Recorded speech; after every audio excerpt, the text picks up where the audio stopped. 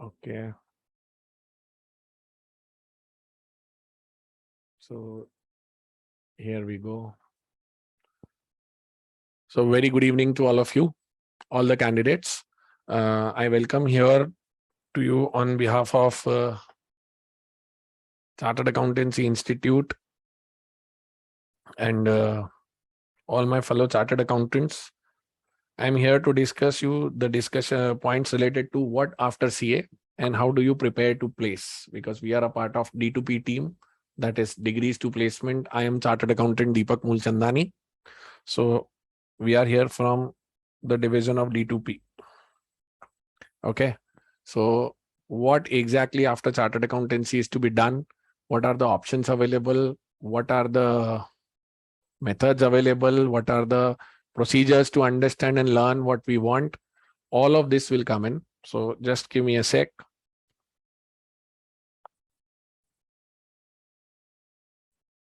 In the meanwhile, can I ask few of you to write your cities? From which cities do you belong to? आप लोग कौन से शहर से? If you can put it into the chat room. So it will give some idea that the population which we are representing with each other.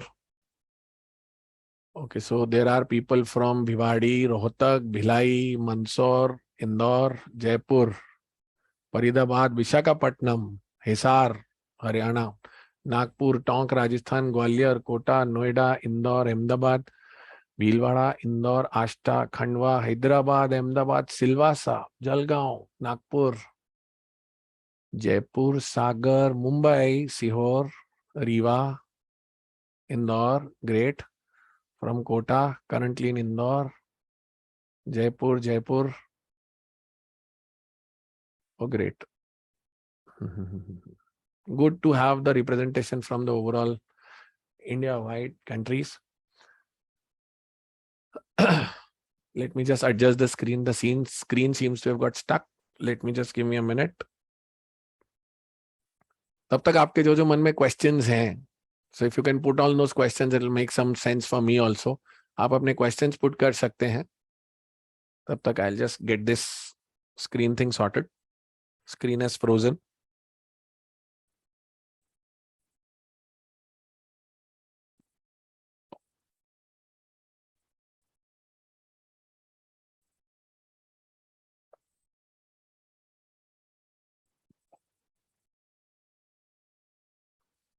How to approach off campus for jobs. Okay. Yeah. ठीक है. So it's up and going.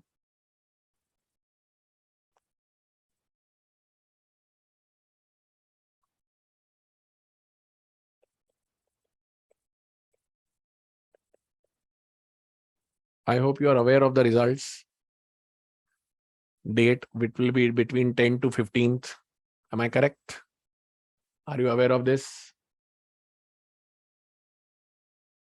Okay, so now less than 10 days to go.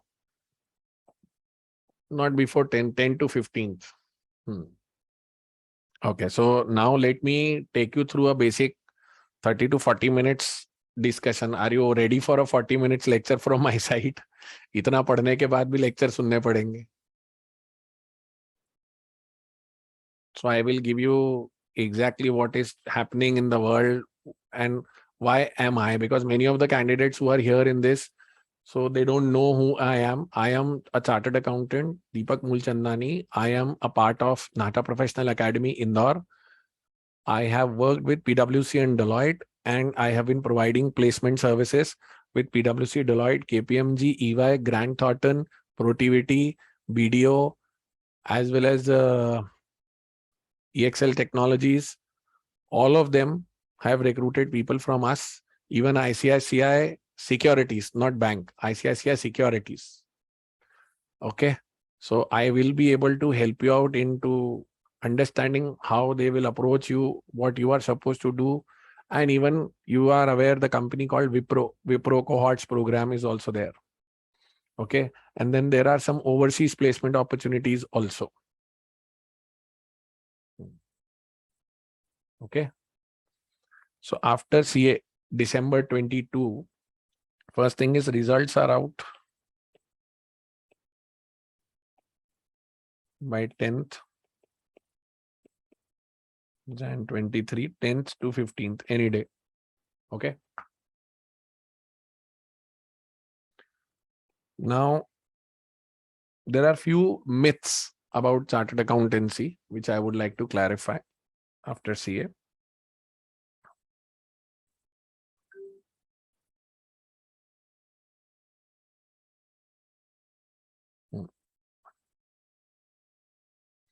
So what are the opportunities which you will get?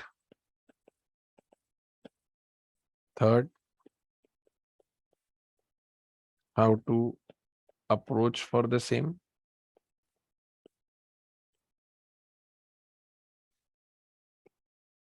And what all I can help you with.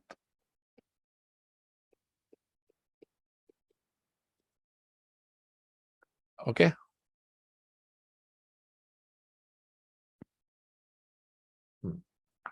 So this is what I am trying to tell you. So once you become a chartered accountant, so immediately क्या होगा मैं वो बता देता हूँ. Everybody will take you that you are the blue-eyed boy. तुमने वो करिश्मा कर दिखाया जो किसी और ने नहीं करा, और आप अगले 10-15 दिन एक क्लाउड 9 पे रहोगे.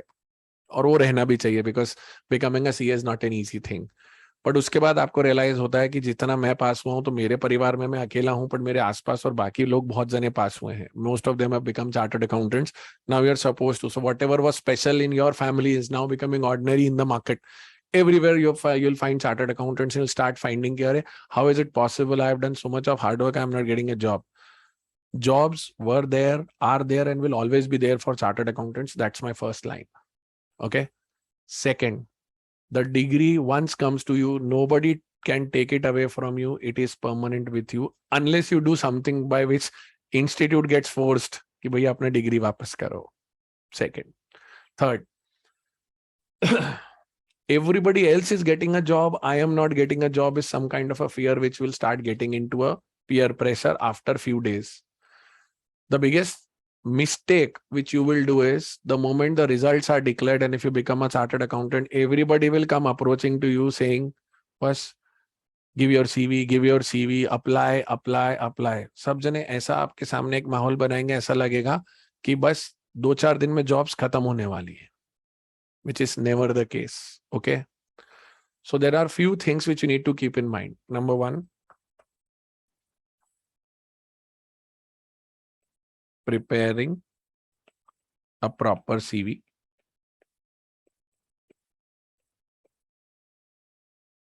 Second,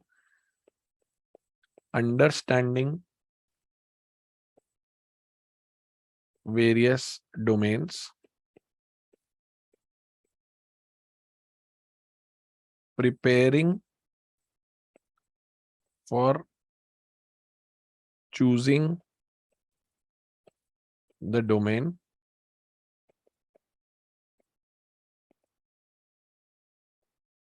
Acquiring the required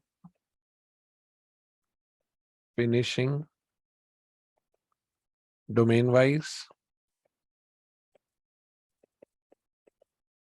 and then appearing for interviews.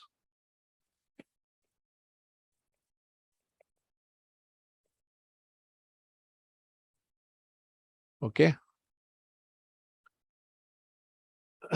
So when you do all this, what will happen is preparing a proper CV, understanding various domains, acquiring the required finishing domain wise, and appearing for the interviews. सबसे important होता है कि sir आप हमें questions बता दो कि वो कौन कौन से क्वेश्चंस हैं जो पूछे जाएंगे, तो मैं अब वो क्वेश्चंस पढ़ के रेडी हो जाऊं. And somebody in the beginning, when I told that please ask questions, so they came up with a question saying that, sir, how fast we can get a job. एक तो ये question था. फिर somebody came up that does attempts matter in that particular field. All these things and how much time it will take in placements. ये सब है ना एक बड़ा relative question है. हाँ. तो what will happen is कि we will help you with the following. कि ये सब करने के लिए आपके लिए हम एक CV प्रेपरेशन सेशन रखेंगे, number 1. Okay. Second, what all we can offer, what all we would offer.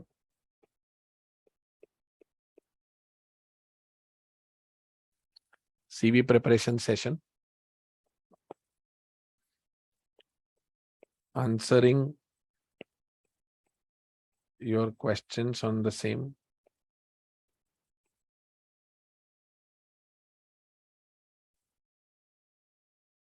domain and their actual working, because many people come back. अभी पता है आप सब जब पास होगे ना, सबसे पहले सब पता है क्या बोलते हैं, जिस दिन जब बच्चा पास हो जाता है और पास होने के 10 दिन तक किसी से भी पूछो कहाँ ज्वाइन करना है, तो पता है क्या बोलते हैं, I want to get into investment banking, I want to get into financial due diligence, I want to get into international taxation, I want to get into mergers and acquisitions. Investment banking, financial due diligence, mergers and acquisitions, ये 3 field सबकी favourite है. कितने बच्चे इससे agree करते हैं? How many face से yes sir ऐसा होता है? एनी रेज ऑफ हैंड्स और uh yes no? Yes. So everybody will come with this. Now, if you are sensible enough being a chartered accountant and making, you know how it will work. Okay. So सब लोग तो उसमें जाएंगे नहीं. हाँ. These are more known of fields. But what happens is another question which also comes from people is, sir मैं सब करूंगा, मैं ऑडिट नहीं करूंगा. सर मैं सब करूंगा, मैं स्टार्ट ऑडिट में नहीं जाऊंगा, मैं इंटरनल ऑडिट में नहीं जाऊंगा. सर मैं एडवाइजरी में जाऊंगा, मैं कंसल्टिंग में जाऊंगा, पर मैं ऑडिट में नहीं जाऊंगा. ऑडिट जिसके लिए, इसके लिए ऑडिट का आलम यह हो गया है कि जिसके कारण हम चार्टर्ड अकाउंटेंट्स बनते हैं वही हमें अच्छी नहीं लगती है. Because we have been made to understand that audit is boring. But when I try to tell you about shared services environment, when I try to tell you about technology, when I try to tell you about different fields, then you will realize कि boss ये बहुत कुछ अलग है इससे. It is not as easy. So हमारा perception हमारे छोटे लेवल पर ऑडिट का अलग है और एक्चुअल परसेप्शन ऑडिट का बहुत अलग है. तो मैं आपके सामने एक छोटा सा प्रेजेंटेशन रन करता हूं जिसमें आपको पता चलेगा कि what are the different fields which a chartered accountant can be offered. तो I hope you want to listen to that. Am I correct? Would you like to understand all those fields? And I would request you to pull out a particular notepad so that you can note down certain things, because this session will be there which will be requiring noting from us. Okay.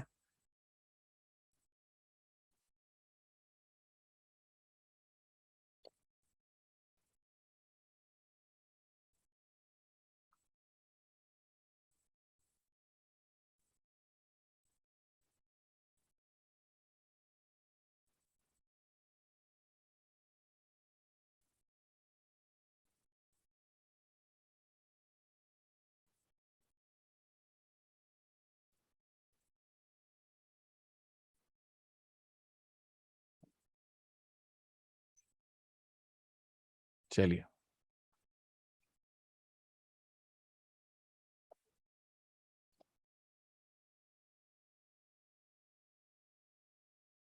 Okay. So first thing is, once you create opportunities, what are the opportunities are available with chartered accountants? Number 1 is you get into a job. Second one is you get into practice. Third one is you get into some business and you do your own startup, thanks to people like Aman Gupta. उन्होंने अब famous कर दिया है कि मैं मेरा startup खुद डालूंगा.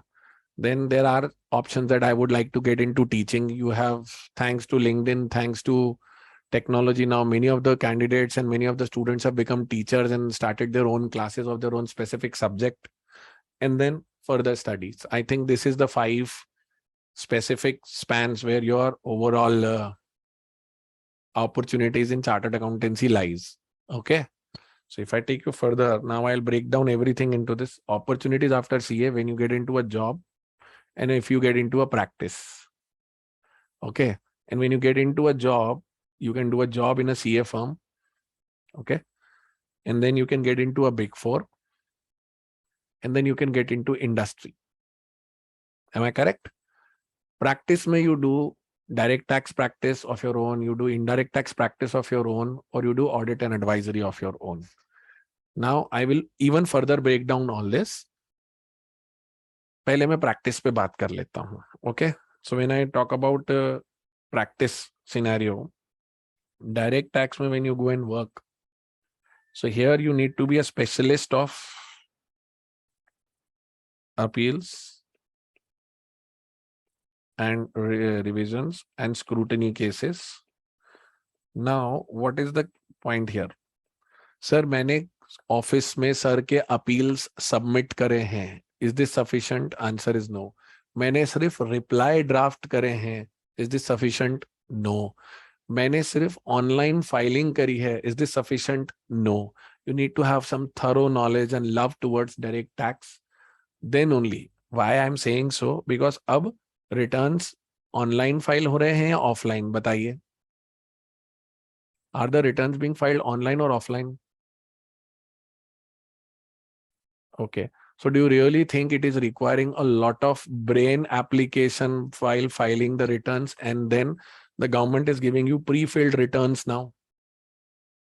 Your AIS, your 26AS is giving you all the information available. You are only just checking that all the information is in the right place. Do you think it is really a highly intellectual job which can get you to the dreams what you are aspiring for?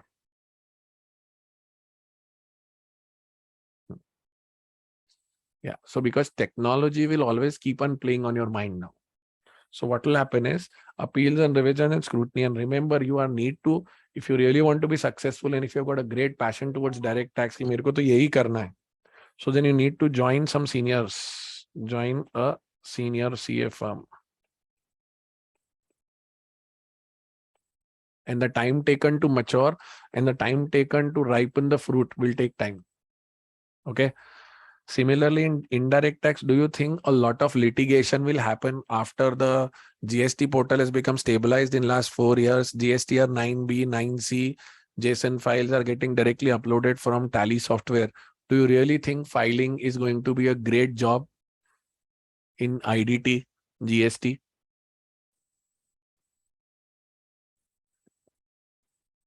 Correct. So here also you will get into litigation only. तो litigation में आकर आपको बहुत सारा कुछ करने को मिले and you earn good amount of money and पैसा, that is a big thing. Okay, so that doesn't happen very easily. Just a minute, the screen has frozen. Give me a sec.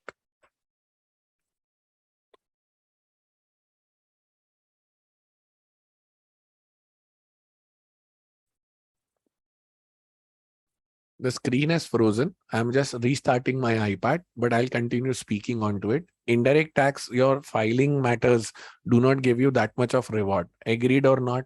Most of you have said agreed.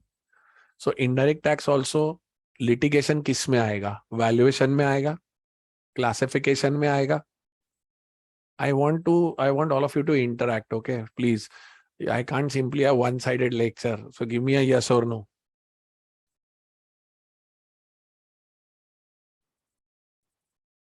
तो litigation सिर्फ valuation में आएगा और आपके classification rules में आएगा और procedures में आएगा. डू यू रियली थिंक जिनके लिटिगेशन आएंगे they will come to the regular chartered accountants और they will go to the better ones? Tell me. So will it come to the new people like you or to the experienced fellows?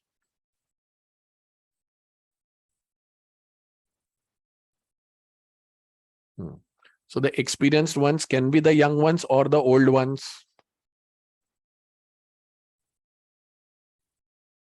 Exactly. So indirect tax का practice और direct tax का practice में ये challenge आपके और मेरे साथ रहने वाला है. If you are ready to wait, और बोलते हैं ना ठंडा करके खाना, you have to wait, and you don't have any of the issues at your end to be patient for almost a couple of years or 2 to 3 years to before fetch your clients and make an inroads into your client, तब तक आप कुछ नहीं कर सकते. तो direct indirect tax और audit advisory में एक बात और बता दूं, Now the way audit profession is going up, everybody, even the president few days back in the session in Indore said that audit is something serious work.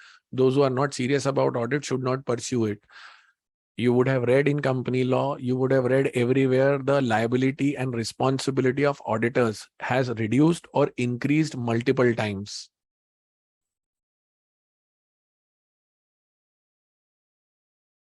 So it has increased multiple times and it has become a big challenge for all of us. Compliance and updation. All the essays, all the Ind AS combined together has to be done. And if you have got an expertise toward Ind AS or if an IFRS, छोटी firm में उसको कोई महत्व नहीं देता है.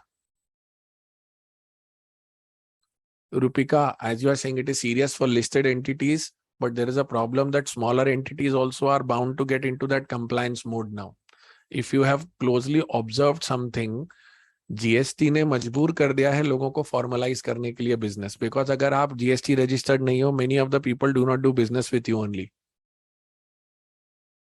So it's a forceful formalization of the various businesses to come into the GST net ताकि उनको भी benefit मिले. So compliance levels have increased. तो practice करने अगर आप आ रहे हो, you should have an appetite, you should have the stomach and the belly to wait and watch. और धीरे धीरे धीरे you have to get in. The best way to start your own practice is first of all get attached with a senior fellow.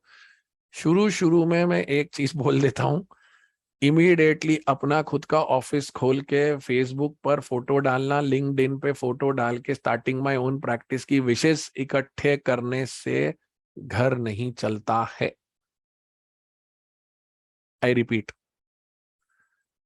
Photo डालना LinkedIn पे, अपना web page बनाना और अपने बारे में बात करना और अपनी प्रोफाइल बना लेने से काम नहीं चलेगा. Let me be very point blank clear. आप थोड़ा सा मेरे को बिल्कुल blunt or straightforward manna. I will not sugarcoat things and I'll, because you are not here in the evening to listen sugar-coated things which you listen on Instagram, you listen on LinkedIn videos. I'm here for some straight talk. Okay. So that's one thing which will not happen. Okay.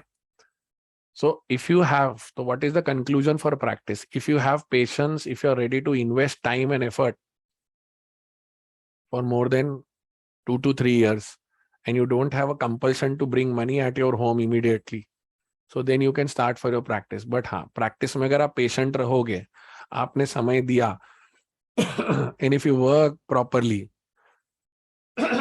it will give you the benefits. Problem कहाँ आता है मैं आपको बताता हूँ. आपने अच्छे मन से practice शुरू भी किया,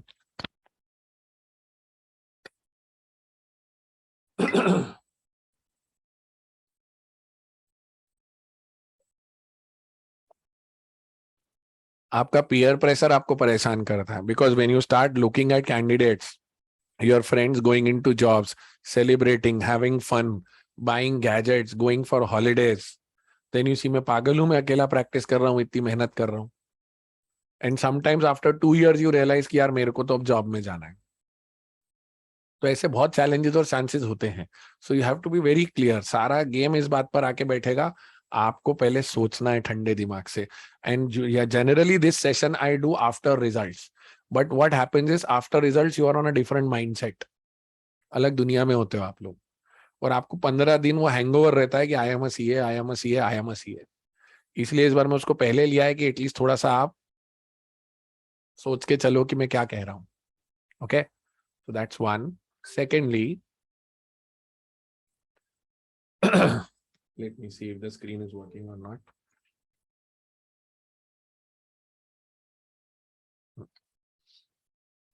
Yeah, the screen is working. Wait a minute, I'll open the presentation. Yes. So all this thing will work only when you have patience and right association.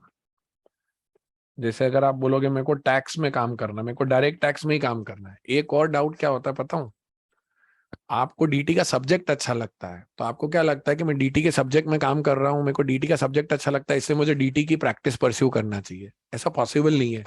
आप डीटी में पूरा डायरेक्ट टैक्स लॉ पढ़ रहे हो, आप जीवन में पूरा डायरेक्ट टैक्स लॉ एक साथ कभी भी यूज नहीं करने वाले हो. So that is going to happen.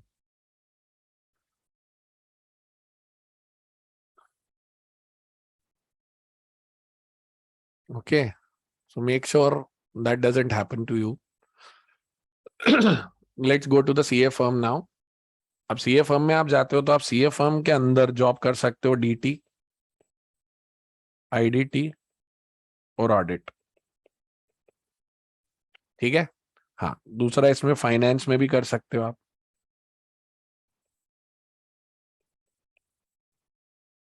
Okay, अब मैं आगे चल रहा हूँ बिग फोर और इंडस्ट्री। बिग फोर और इंडस्ट्री अपने आप में और स्प्रेड आउट होगा। सो नेक्स्ट स्लाइड पे आई will be dealing with big four and industry.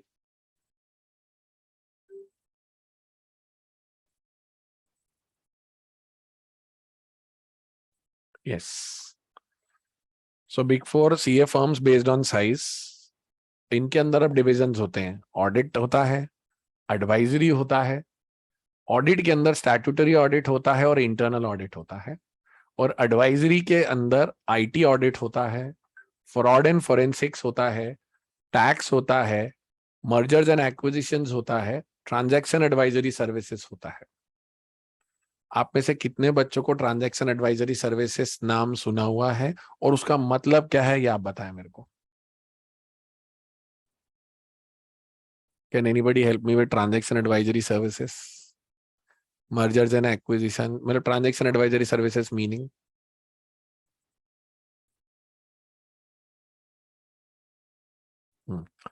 चलो, ऑनेस्टली नहीं सुना, don't know, fine, that is an honest confession, ये अच्छी बात है।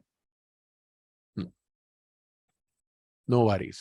ओके, अब आप और मैं इसको एक एक करके समझते हैं। सो अब अगले 20-25 मिनट मुझे इनको एक एक को चुन चुन के समझाना है। क्या आप उसको सुनने के लिए तैयार हैं? I think we have touched 100 participants. Okay, ठीक है। First one I will take statutory audit. अब ये स्टैट्यूटरी ऑडिट क्या होता है? स्टैट्यूटरी ऑडिट जितना हम करते हैं अपने ऑफिस में, वो क्या होता है, हम पुरानी रिपोर्ट लेते हैं, नेम प्लेस एनिमल थिंग को फटाफट चेंज करते हैं, फिगर्स नंबर्स चेंज करते हैं और नई रिपोर्ट तैयार हो जाती है। ये दुनिया में कहने की बात नहीं है, पर इंटरनल ये बात है। How many of you agree with this? से यस और no.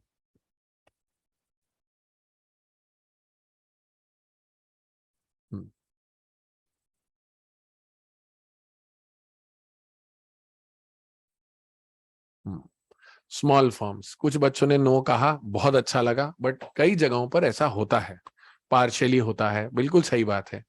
Let me tell you, आपने कारो जब 2020 देखोगे या कारो के भी पॉइंट्स देखोगे तो कारों के अंदर अगर आप पहला पॉइंट देख तो whether the physical fixed assets have been physical register has been maintained और not, their locations have been maintained और नॉट। तो आपको यार पहली वाली कारो जो हम पढ़ते हैं उसके पहले 4 पॉइंट से फिक्स्ड एसेट्स पर है। स्टैट्यूटरी ऑडिट जब टॉप लेवल पर होता है और बड़े लेवल पर होता है, यहाँ पर बिग फोर्स में जब आप जाते हो तो वहां पे मल्टीनेशनल है, मल्टी लोकेशनल ऑर्गेनाइजेशन होते हैं, असेट पूरे इंडिया में फैले हुए हैं, इन्वेंट्री सब जगह फैली हुई है। उसका वैल्यूएशन करना, उस पर असर्शंस को डेवलप करना कि एग्जिस्ट करते हैं, राइट्स एंड ऑब्लिगेशंस हैं, उसका वैल्यूएशन कैसा है, पूरी टीम्स लगती है वहां पे। वो लोग रिस्क बेस्ड ऑडिट करते हैं। वो लोग पहले पूरी एंटिटी को समझते हैं, एंटिटी को समझने के बाद उसके मटेरियल इमटेरियल आइटम्स को बाइफरकेट करते हैं, एक मटेरियलिटी लेवल निकालते हैं और उस मटेरियलिटी लेवल के नीचे वाली चीजों को इग्नोर करते हैं और उससे ऊपर वाली को कंसिडर करते हैं। समटाइम्स विच ट्रांजेक्शन जो हम ऑडिट में पढ़ते हैं ना, this is immaterial individually but material collectively. तो उस हिसाब से कई बार छोटी छोटी सब्सिडीज ही गायब हो जाती है उसमें। ऐसा हो जाता है हमारे साथ। So this happens, because of that what happens is, ये जब स्टैट्यूटरी ऑडिट होता है तो काफी डिटेल्ड होता है, इसमें टीम्स लगती हैं। तो हम लोग ने उस ऑडिट को अभी तक कभी देखा ही नहीं है, समझा ही नहीं है। तो कई बच्चे जब मुझे बोलते हैं ना, sir I don't want to do audit, तो बेटा आपने अभी ऑडिट को उस लेवल पे देखा ही नहीं, इसलिए आप बोल रहे हो I don't want to do audit. समझ रहे हैं आप लोग मैं क्या कहना चाह रहा हूँ?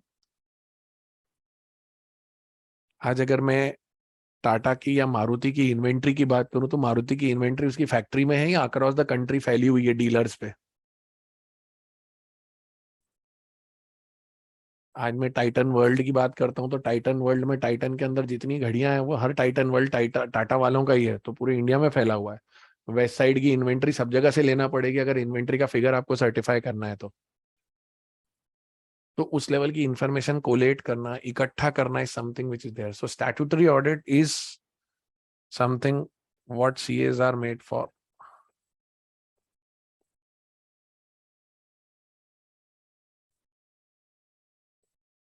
तो ना डॉक्टर का काम, सर्जन का काम होता है सर्जरी करना, तो सर्जरी करने के लिए ही डॉक्टर बना है, तो वो स्टैट्यूटरी ऑडिट करने के लिए ही सीए बना है. यही वो पावर है जो साइनिंग का है, जिसको हमारे मोदी जी कहते हैं कि जितनी पावर एक सीए की सिग्नेचर में उतनी प्रधानमंत्री के सिग्नेचर में नहीं है. सो that is the power of that signature. So that is statutory audit. Big force में जब आप स्टैट्यूटरी ऑडिट करने जाते हो तो वहां उनके बाइफर्केशंस हो जाते हैं. Bifurcations let's say manufacturing, TMT, telecom, media and telecommunications. उसके बाद उसके अंदर फार्मा, उसके अंदर मीडिया एंड एंटरटेनमेंट, फिर उसमें इंफ्रास्ट्रक्चर. मतलब ये अकेला तो सिर्फ स्टैट्यूटरी ऑडिट के अंदर है ये सब कुछ. और उस स्टैट्यूटरी ऑडिट को आप और हम एग्जीक्यूट करते हैं. पहला, यहां तक क्लियर? स्टैट्यूटरी ऑडिट से रिलेटेड कोई क्वेश्चंस? फिर आगे बढ़ूं मैं.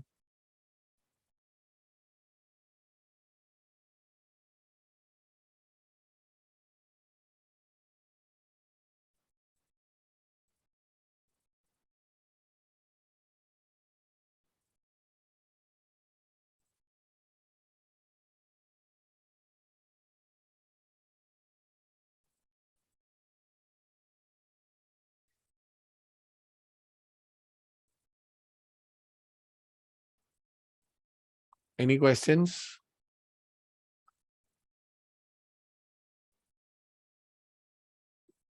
How much a person grows, वो इंडिविजुअल हायरार्की होती है आपकी. आप पहले 2 साल एसोसिएट होते हो, फिर सीनियर एसोसिएट होते हो, फिर डेप्यूटी मैनेजर बनते हो, फिर मैनेजर बनते हो, फिर सीनियर मैनेजर बनते हो, फिर डायरेक्टर, फिर एसोसिएट डायरेक्टर, फिर पार्टनर. ये पूरी जर्नी करीबन 15 साल की होती है, अगर आप एक्टिवली परस्यू कर रहे हो सब कुछ तो.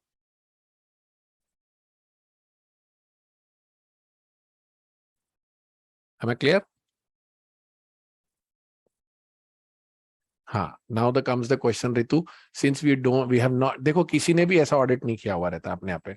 ये एक बहुत अच्छा क्वेश्चन है, रेलेवेंट पॉइंट पे. Ritu has asked, since we have not done any of the start audit at such a broad level, how will we prepare for its interview? Ritu, I can tell you one thing.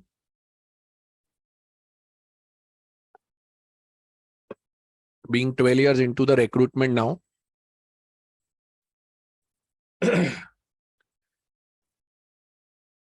आप लोगों ने audit नहीं करा है, पर एक बात बताता हूँ, दुनिया में कहीं पे भी जाओगे ना, फंडामेंटल्स ऑफ ऑडिट सेम. आप सबने ऑडिट का पेपर तो पास करा है ना. ऑडिट के असर्शंस आपको पता है ना. जब आपको कोई रिक्रूट करता है तो वो जानता है कि आपने ये लेवल का एक्सपोजर नहीं किया है. वो आपके सीवी पे आपसे बात करेगा और वो आपसे बेसिक फंडामेंटल्स पूछेगा. We have compiled a set of questions. मैंने एक सेट ऑफ क्वेश्चंस कंपाइल किया हुआ है, तो वो मैं आपको बता दूंगा और मैं आपको शेयर भी करूंगा. और उन क्वेश्चंस को आप पढ़ के रटिएगा मत, उनको समझिएगा. Please understand. मैंने क्वेश्चन बताया, तो क्वेश्चन के बाद आपको क्या चाहिए? आप सबका स्कैनर और सजेस्टेड चाहिए कि इसका मॉड्यूल बता दो, ये मैं पढ़ के पहुंच जाऊं. They will ask you application of what you are understanding, whatever work you have done in your audits. जो भी छोटी फर्म में भी है तो भी. For example, if you have done a construction audit or if you have done a charitable trust audit, so he will ask in charitable trust, how did you ensure that all the receipts are getting into the books? So it's not a, is it not a valid question? It's a valid question. हम क्या बोलते हैं? In trust there are receipts. Receipts are given by receipt book. Then we check their entries in tally, and then we give an assurance that yes, it is giving true and fair view. ये तो गंदा answer, ये गलत answer है. You have to tell him how the receipts work, what did you speak, how did you interact with the client, how did you ensure that the information received is complete, what questions did you ask. तब जाकर उसको समझ पड़ती कि इसने काम किया हुआ है. और कोई भी इंटरव्यूअर 2 मिनट में पकड़ लेता है अगर आप ब्लफ मार रहे हो. तो हमेशा ध्यान रखना, आप लोग जब काम करो बताओगे अपना सीवी का, तो सीवी में वही काम लिखना जो आपने एक्चुअल में किया हो. ऐसा काम मत लिखना जो नहीं किया हो, क्योंकि वो रटा हुआ काम काम नहीं आएगा.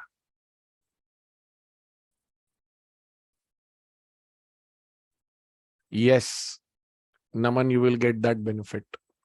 Naman has asked the question, will candidate get any benefit of articleship from top CA firms in Mumbai, not Big Four? Yes. If you have done from the top 20, 30 firms of Mumbai, let's say Kimji, Kumarji, MM, Nissim, Chaturvedi and Shah, Mahajan and Aibera, तो वो होगा. You will get that benefit because see, benefit ऐसा नहीं कि sir पे कोई ताज आ जाता है. आप उधर भी एक डिसेंट साइज के क्लाइंट्स को हैंडल करते हो. So the moment you start handling the clients, एक बात कभी मत भूलना सारे बच्चों, let me B very clear on this. Bombay में किसी ने आर्टिकलशिप करी और आपने छोटे शहर में करी, इसका ये मतलब नहीं है कि आप इंफीरियर हो. आपने भी वही सीए फाइनल का पेपर पास करा है जो बॉम्बे वाले ने पास करा है. ओके, तो आप अकल में कहीं पे भी कम नहीं हो. उसने एप्लीकेशन की अपॉर्चुनिटीज ऑफ द नॉलेज उसको ज्यादा मिली, बस इतना ही फर्क है. And if you are clear with your fundamentals and if you show a learning attitude to the people who want to interview you, they will say, okay, we will train you. We will give you the learning material. वो आपके अंदर learning attitude देखेंगे, न कि ऐसा देखेंगे कि आपको ये सब आता है कि नहीं आता है. Please make sure, ऐसा ही ध्यान रखना.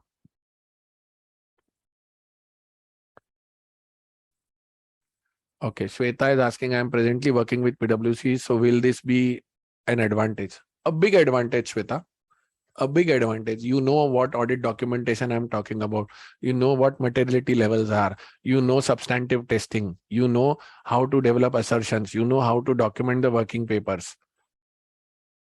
So this will help you, Shweta. Definitely this will help you.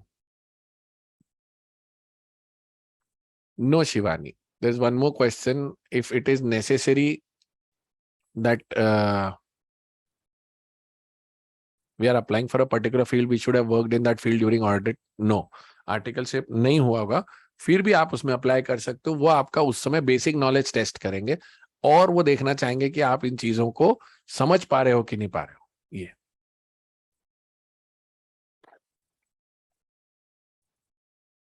Okay. उसके बाद ओके, टर्नओवर और कैपिटल साइज भी कोटेड इन सीवी. हाँ, that is one more question. CV related questions को एक साथ रखें तो ज्यादा अच्छा रहेगा. अभी मैं बता देता हूं, आप अपना टर्नओवर मेंशन कर सकते हो. Even to the extent you can mention the client name also, but you are not supposed to mention the internal financial details. अगर कोई लिस्टेड कंपनी है तो उसका नाम लिखने में कोई शर्म नहीं है और उसमें कोई कॉन्फिडेंशियलिटी क्लॉज वायलेट नहीं होता है, क्योंकि आपने किसी लिस्टेड एंटिटी में काम किया और उसके फिगर्स और उसके नंबर्स ऑलरेडी पब्लिक डोमेन में है. अगर आपने टाटा ग्रुप में किसी कंपनी के लिए काम करा है और वो 5,000 करोड़ की कंपनी है तो पब्लिक डोमेन में है, तो उसमें सीक्रेट क्या है. वो आपका एथिकल टेस्ट लेगा इंटरव्यूअर उस समय पे. वो ये बोलेगा what exactly work you did, तो आप उसको बताओगे I did this, I did that, वो भी चलेगा. लेकिन अगर वो आपको बोले exactly what were the issues, can you tell me 2-3 issues, तब तुमको खड़े होकर बोलना चाहिए उस समय, बोले sir these things are internal to the company and the confidentiality clause doesn't allow us to disclose all those details. तो वो आपका एथिकल टेस्ट ले लेता है, इस बहाने चेक कर लेता है कि आप कितना डिटेल ओपन करके बोल रहे हो. समझ में आया? You got the idea? Hello. So it's been almost like 35 minutes odd and still the main attendance of 100 is maintained. So I think I'm talking some sense. Should I continue? Yes.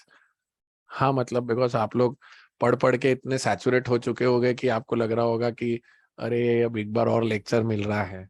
ऐसा तो नहीं हो रहा ना? ठीक है. So now I am coming to the next one, internal audit. Internal audit के अंदर एक होता है सिस्टम प्रोसेस अश्योरेंस ऑडिट और दूसरा होता है risk advisory. System process assurance, इस सिस्टम प्रोसेस अश्योरेंस को बोला जाता है spa, SPA. Now what is this spa?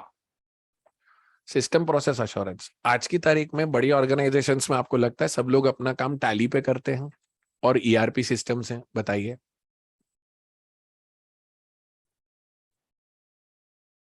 Everybody has to respond, boss. Huh? I'm more of a feedback teacher. Correct. Either it's a SAP or it's a Oracle or it's a ERP or a different ERP. Mainly is an ERP system. So Now as an auditor, if I have to go and say these books, I have to give an opinion that the financial information compiled and the balance sheet prepared gives a true and fair view. Before saying this, shouldn't I get an assurance that the ERP system is capturing all the financial information properly or not? Tell me. तो ये उनके बोल देने से मानना पड़ेगा या हमको खुद को चेक करना चाहिए?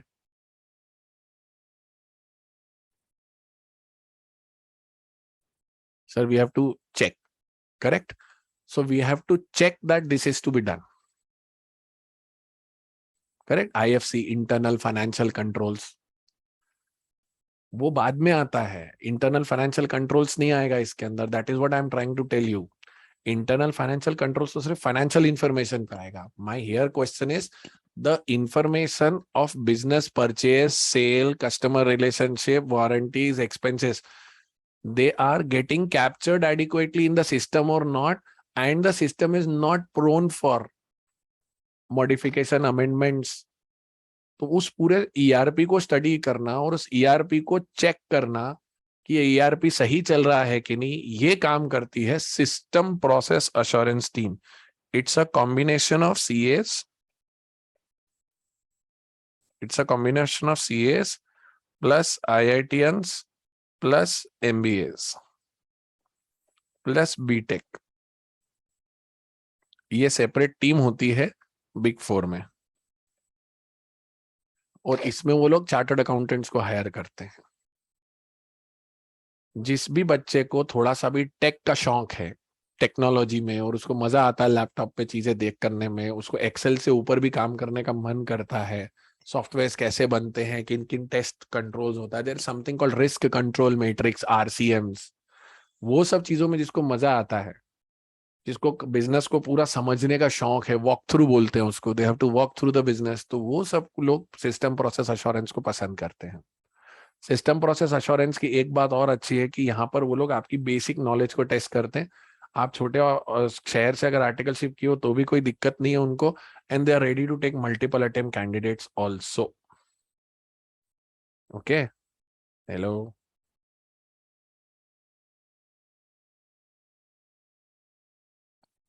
ये होता है. अब दूसरा होता है रिस्क एडवाइजरी. कितने लोगों का आगे चल के बिजनेस करने का प्लान है कि सर मैं बिजनेस करूंगा आज से 2-4 साल बाद CA बनने के?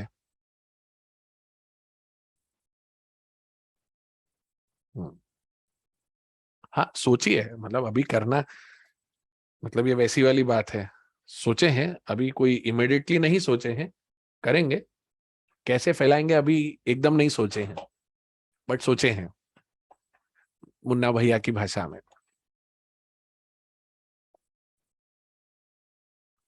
सो रिस्क एडवाइजरी क्या करता है? Risk advisory basically it's internal audit. So internal audit is an audit by the management for the management of the management. अब जब इतने बड़े ERPs होंगे, इतने ज्यादा लोकेशंस होंगे, तो आपको लगता है आप एक टैली के अंदर से लेजर स्क्रूटनी करके इंटरनल ऑडिट कर लोगे? नहीं. So will try to find out different kind of risks. जैसे अभी एक लेटेस्ट रिस्क क्या चल रहा है, उसका नाम है UPSI. अब ये UPSI क्या है? ये सब एक्रोनिम्स है, जार्गन्स हैं, परेशान मत होइएगा इससे लेके. Unpublished price sensitive information. Unpublished price sensitive information. अब मेरे कंपनी के अंदर जो वेंडर्स हैं उनकी डिटेल्स कहीं बाहर ना जाए, जिनसे मैं अक्वायर कर रहा हूँ, जिनसे मैंने रेट्स नेगोशिएट करे हैं, मेरे कंपनी का डेटा, मेरे कस्टमर्स का डेटाबेस कहीं बाहर तो नहीं जा रहा, वो सब चीजें चेक करना. तो ये IT एंगल हो गया. ठीक है. अब आपको चाहिए कि मेरे यहाँ पर मैंने जो स्कीम्स दे रखी हैं, जो डिस्काउंट वाउचर्स दिए हैं, उनकी प्रॉपर अकाउंटिंग हुई कि नहीं, तो ये आपका स्कीम्स एंड प्रमोशन का उन्होंने सेपरेट ऑडिट करा. सो इसमें क्या होगा, आप ऑडिट डिसाइड करोगे या क्लाइंट आपको डायरेक्शन देगा? बताओ.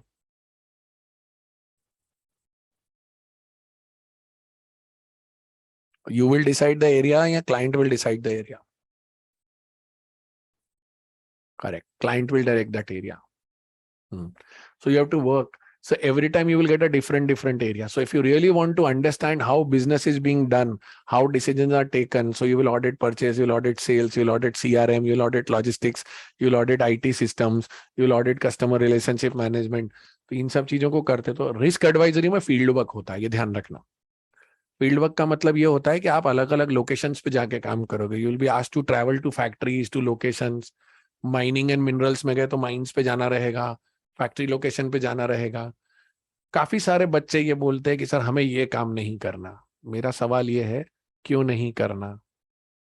आपको जो सीखने का टाइम है अभी, आप सीखने पे तो जितना करोगे उतना सीखते जाओगे, and you are getting paid for it.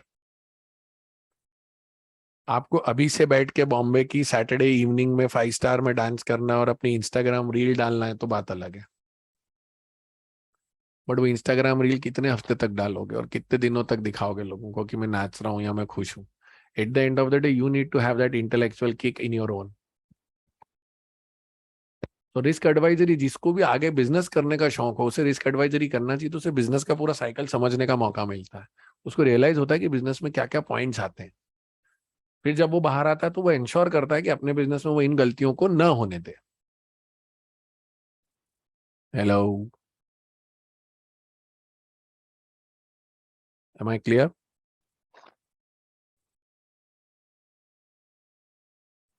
अच्छा, एक कहानी और है इसके अंदर। ये बच्चे पूछते हैं, is there any chance of getting stuck on a particular client and internal audit for a year और more? No, it's not the case.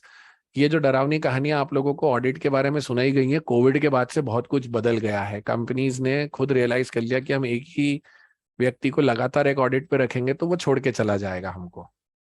तो वो रोटेट भी करते हैं, क्योंकि आपकी भी ग्रोथ एंड डेवलपमेंट मायने रखती है, आपकी भी वर्सिटैलिटी मायने रखती है। बट आप बोलो मुझे हर हफ्ते नया ऑडिट मिलेगा, ये पॉसिबल नहीं है।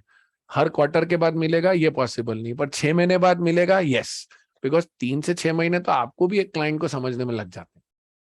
आपको सुन के अजीब लग रहा होगा कि हम तो यहाँ पर रोज 10-10 बैलेंस शीट निकालते हैं पीक सीजन में, ये तो हमको एक क्लाइंट पे 6 महीने बोल रहे हैं। आप जब काम देखोगे तो आपको पता चलेगा क्या क्या चीजें होती है वहां पर। करेक्ट? हेलो, आगे चलूं?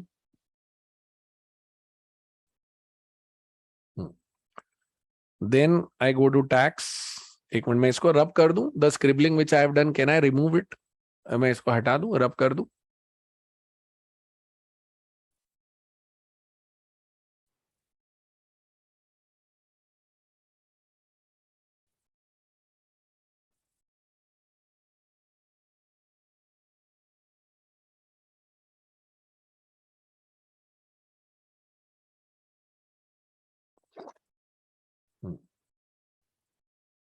So audit done, advisory, statutory, internal done, system process. अब now I am coming to tax, direct tax.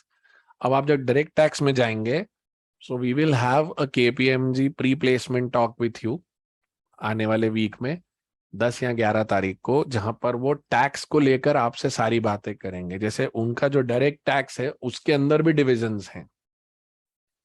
Tax के अंदर उनका क्या क्या डिविजन्स हैं?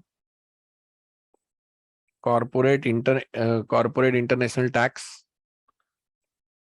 Transfer pricing, M&A tax, people advisory services. Yes Kritika, you can get into risk advisory. ये सब जने अपने दिमाग से निकाल लो कि मैंने जो काम आर्टिकलशिप में नहीं किया, क्या मैं उसका जॉब कर सकता हूं? बिल्कुल कर सकते हो। आप चार्टर्ड अकाउंटेंट हो, आपके बेसिक फंडामेंटल्स क्लियर हैं, आपने एग्जाम पास की है। Okay, so don't worry on this. अब कॉर्पोरेट इंटरनेशनल टैक्स अलग होगा, ट्रांसफर प्राइसिंग अलग होगा, M&A टैक्स अलग होगा, पैस people advisory services. Any idea people advisory services क्या होता है? जितने भी एक्सपैट्रिएट्स आते हैं एक देश से दूसरे देश में, अलग अलग देशों में काम करते हैं, तो जब उनकी इनकम टैक्स रिटर्न्स तैयार होती हैं, तो उनकी इनकम टैक्स रिटर्न्स तैयार करने के लिए आपको उनका रेसिडेंशियल स्टेटस और अलग अलग देशों के टैक्स लॉ स्टडी करने के बाद उनकी इनकम ऑफर फॉर टैक्स करनी पड़ती, तो वो कहलाता है people advisory services. High net worth individual होते हैं वो लोग, HNIs, उनके इनकम टैक्स रिटर्न बनाने का काम करती है ये team. Mergers and acquisition tax के अंदर वो जो मर्जर्स एंड एक्विजिशन होने वाले हैं उसके अंदर टैक्सेशन इम्पैक्ट क्या होगा उसके लिए टीम अलग है। ट्रांसफर प्राइसिंग जो होती है मल्टीनेशनल कंपनीज के अंदर section 92 B C D E F, am I correct? Section 92 of income tax act, transfer pricing यही है ना, मुझे याद है कि नहीं? हाँ। सो ट्रांसफर प्राइसिंग में OECD गाइडलाइंस होती हैं, organization for economic and cooperation and development, ये मल्टीनेशनल लेवल पर OECD गाइडलाइंस है। अब ट्रांसफर प्राइसिंग के अंदर ये होता है कि आपको बेसिक फंडामेंटल्स पता है कि नहीं पता है। अब बड़े लेवल पर आपने भी उनके कभी चेकलिस्ट वगैरह भरे नहीं, बट आपको फंडामेंटल्स पता है कि नहीं पता है। यहाँ पे भी एक क्वेश्चन आता है कि बच्चे बोलते हैं हमारे ऑफिस में ट्रांसफर प्राइसिंग का काम तो कभी हुआ ही नहीं, मैं जा सकता हूँ क्या इसमें? बिल्कुल जाइए। क्या एक्सपेक्ट करते हैं मुझसे? लर्निंग एटीट्यूड और बेसिक नॉलेज ऑफ टैक्सेशन। जितना काम आपने करा वो तो एक्सप्लेन करो उनको, so that will help them. बोलो भाई, क्लियर? कॉर्पोरेट इंटरनेशनल टैक्सेशन, यहाँ CIT में जिन जिन बच्चों को टैक्स में जाना रहता है उनसे पूछा जाता है, उन्होंने कंप्यूटेशंस बनाए हैं। एक कड़वी सच्चाई मैं आपको बता देता हूँ, इंडिविजुअल्स का टैक्स रिटर्न बनाना, TDS रिटर्न भरना और पार्टनरशिप फर्म का टैक्स रिटर्न बना के TDS रिटर्न भरना बड़ी कंपनियों के सामने लैक ऑफ एक्सपोजर माना जाता है, उसको वो एक्सपोजर काउंट नहीं करते। ये मैं कड़वी सच्चाई आपको बता रहा हूं। वो बोलते हैं ये तो बहुत मैकेनिकल काम है, इसमें एप्लीकेशन ऑफ ब्रेन कहाँ हुआ। पर अगर आपने किसी कंपनी का इनकम टैक्स कंप्यूटेशन तैयार किया है, उस कंपनी के अंदर जो जो गाइडलाइंस लगती हैं या ICDS की एप्लीकेशन लगती है, जो एडजस्टमेंट्स करें उसके, वो लोग अप्रिशिएट करेंगे। आप समझिए, उनको ऐसा बंदा चाहिए जिसको पता तो हो कि करना क्या है।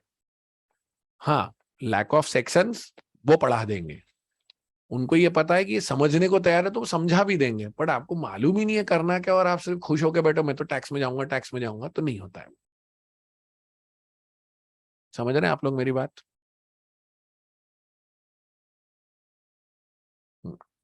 हेलो यार, ये सब सो गए क्या? क्या भाई, थोड़ा बीच बीच में फिल्मी गाने गाने पड़ेंगे क्या मुझे? और इज इट गोइंग फेयर? चलने दूं? हाँ, because I am not that kind of a teacher, sorry, मतलब आई एम। हाँ, so I will keep on going. Okay okay. या तो everybody at least has to give a hands up, thumbs up.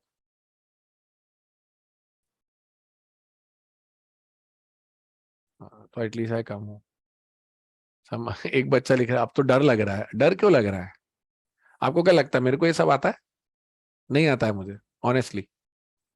लेकिन मुझे ये मालूम है पिछले 12 साल में बच्चों से कैसे क्वेश्चंस पूछे जाते हैं।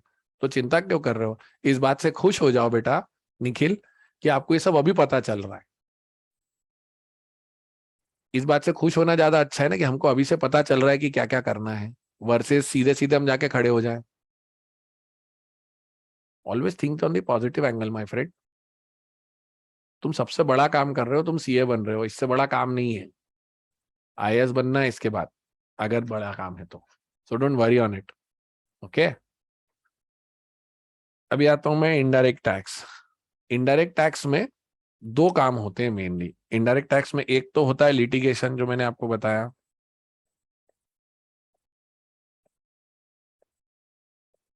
अच्छा, मैं आपको बता दूं, taxation team KPMG will take a session, जैसे आज मैं जूम सेशन ले रहा हूँ ना, KPMG के पार्टनर्स और डायरेक्टर्स डायरेक्टली आपसे आके इंटरेक्ट करेंगे। So KPMG taxation team will interact with you in the next week.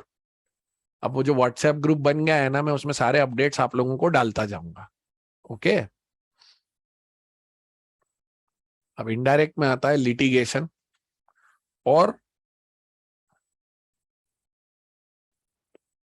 Compliance. एक नया काम और चालू हुआ है, मैं आपको बताता हूँ। लिटिगेशन में तो वही होगा कि बाकायदा सेक्शंस, क्लासिफिकेशंस और सेक्शन 17 है ना GST का वैल्यूएशन, कि 15 है? हाँ 15 है, करेक्ट। सेक्शन 15 वैल्यूएशन का उसके इश्यूज आते हैं। उसके बाद कंप्लायंस में क्या हो गया, बड़े बड़े कॉर्पोरेट्स का GST रिटर्न फाइलिंग जो कि बल्कि वर्क होता है, वो कई बिग फोर ने अपने आप ले लिया है।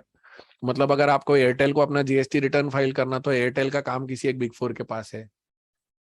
तो वो क्या करते हैं, फिर कंप्लायंस के लिए एक टीम बिठाते हैं कि इनडायरेक्ट टैक्स से कंप्लायंस करके इनका रिटर्न फाइल करने की जिम्मेदारी हम ले रहे हैं हर महीने का। उस टीम में भी बहुत सारे लोग हायर होते हैं। तो अगर आपने ऑफिस में खूब जम के जीएसटी किया हुआ है, बहुत सारे होंगे। हम्म, हाँ। Adarsh, very good question about assessment and litigation in DT. I will come to that.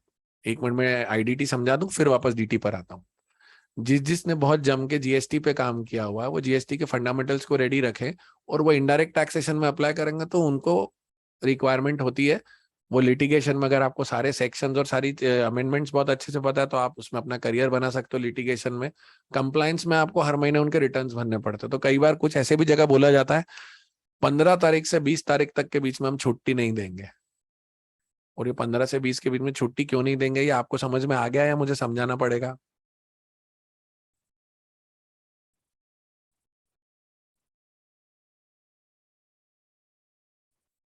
समझ में आ गया? हाँ। वो ड्यू डेट होती है उस समय मंथली रिटर्न की। और जब आप किसी एक बड़े कॉर्पोरेट का मंथली रिटर्न फाइल कर रहे हो, तो मामला 2-5 लाख का नहीं है, करोड़ों का है। ऐसा रहता है वो।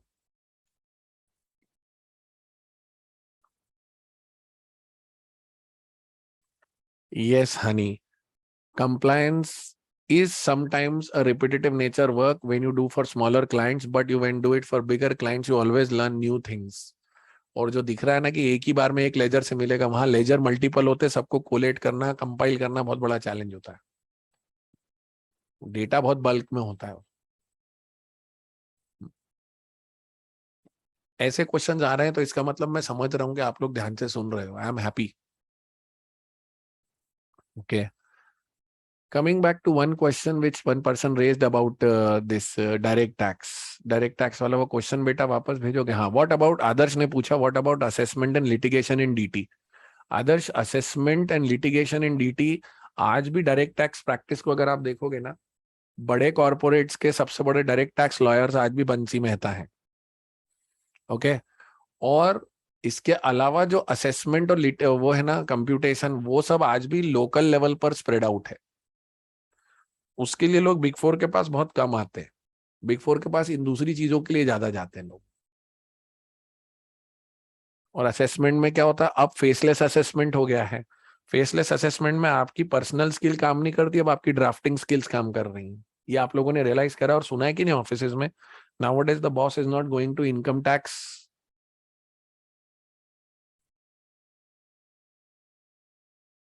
He is always in the office eating your head, and he is always drafting good replies. Everything is working that way only now. Am I correct?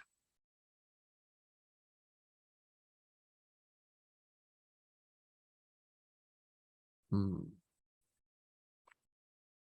चलो, तो डायरेक्ट और इनडायरेक्ट टैक्स हो गया मेरी तरफ से। हेलो, आगे बढ़ूं? So statutory audit is done, internal is done, direct tax is done, indirect tax is done. अब आता हूं आईटी ऑडिट और फॉरेंसिक पे। फ्रॉड एंड फॉरेंसिक, ये जितना ज्यादा एक्साइटिंग आपने को लगता नहीं, उतना ज्यादा चैलेंजिंग और डिमांडिंग भी है। फ्रॉड एंड फॉरेंसिक के अंदर आपका जो माइंडसेट होता है वो बहुत अलग चाहिए रहता है। Okay. Yes, Mr. Sagar, you can. Yes, I will be doing hosting it.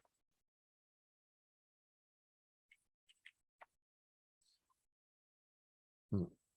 Yes, so here you need to have that mindset of fraud and forensic, but this is what I need to do, and a different mindset together, because you know that the person is saying something, so you need to find out what he is not saying, what is not visible in that. तो इसका एक mindset अलग होता है, और इसके अंदर आपकी जो स्किल्स होती है वो रेगुलर सीए स्किल्स से ज्यादा एक्सपेक्टेड रहती है उनको। उनका कोई ऐसा स्पेसिफिक फ्रॉड एंड फोरेंसिक का सर्टिफिकेशन एक आईसीआई करवाता है आफ्टर सीए, वो कर सकते हो। उसमें काफी चीजें वो सिखाते हैं। बट यहाँ पर आपका जो एक एटीट्यूड होता है ना, वो बहुत मैटर करता है। एटीट्यूड, और दूसरा आपकी कैपेबिलिटी टू हैंडल पीपल। क्योंकि आप जिसका इन्वेस्टिगेशन कर रहे हो उसको बताते नहीं हो कि मैं तुम्हारा इन्वेस्टिगेशन कर रहा हूँ, तो काफी सीक्रेटिव नेचर की चीजें होती हैं इधर। High end white collar crimes होते हैं। अभी आपने सुना होगा, Ashneer Grover was kicked out of his own company.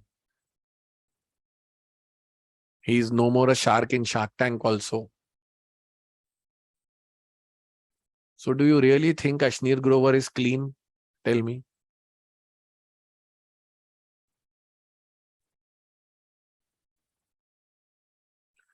Ashneer Grover did something very wrong with his company, which is against the corporate governance mechanisms.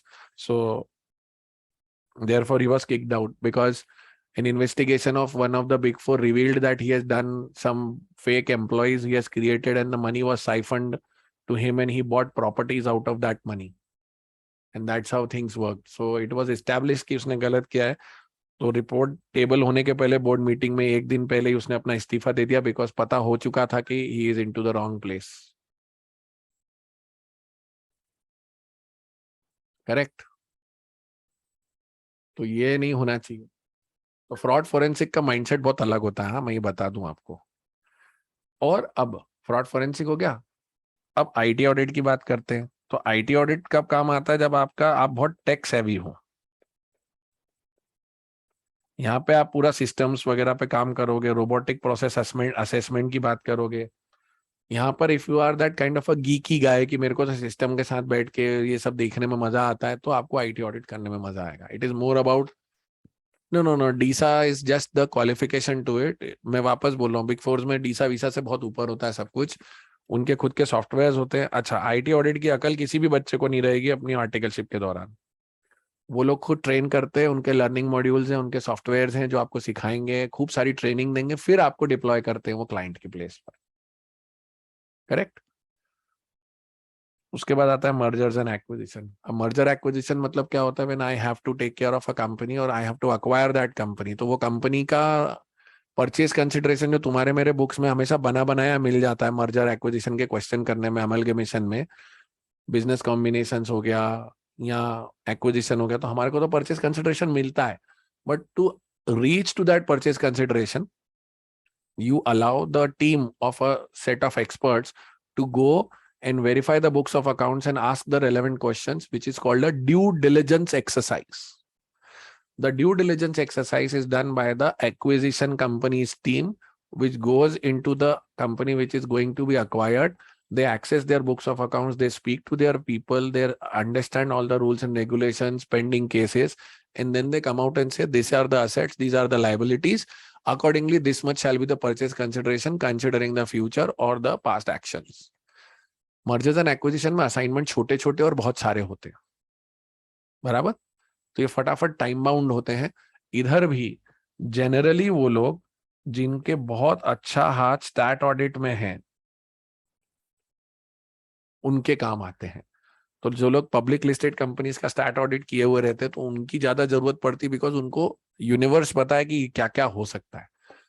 छोटे ऑडिट करने वालों को थोड़ा चैलेंज आता है इस चीज के अंदर. Then is transaction advisory services.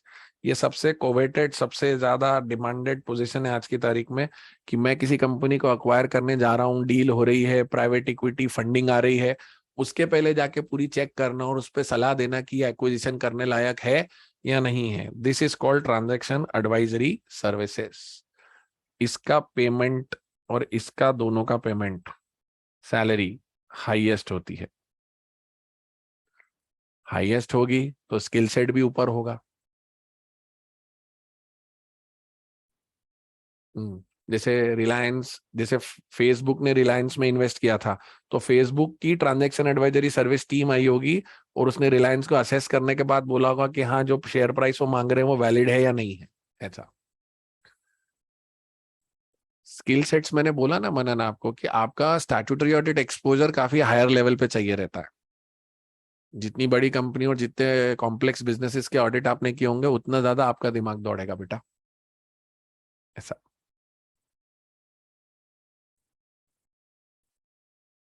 ठीक है. फिर जब हम जॉब करते हो तो सीए फर्म हो गया, बिग फोर हो गया, इंडस्ट्री हो गई. अब इंडस्ट्री के अंदर आती है, मैं ये शेयर कर लूंगा बेटा आप लोगों से, आप ही लोगों के लिए बना है, इसका वीडियो मैं रिकॉर्ड करके दे दूंगा, चिंता मत करो आप. पर आप सुन लो लाइव तो आप क्वेश्चंस पूछ सकते हो.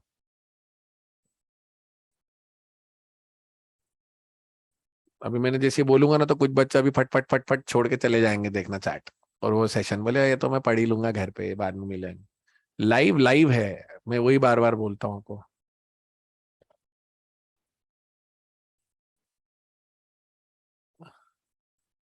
Tushar, always joining a big four is better than rather than a particular company, because the kind of exposure, multiple company exposure which you get in big fours, you will not get into a single company.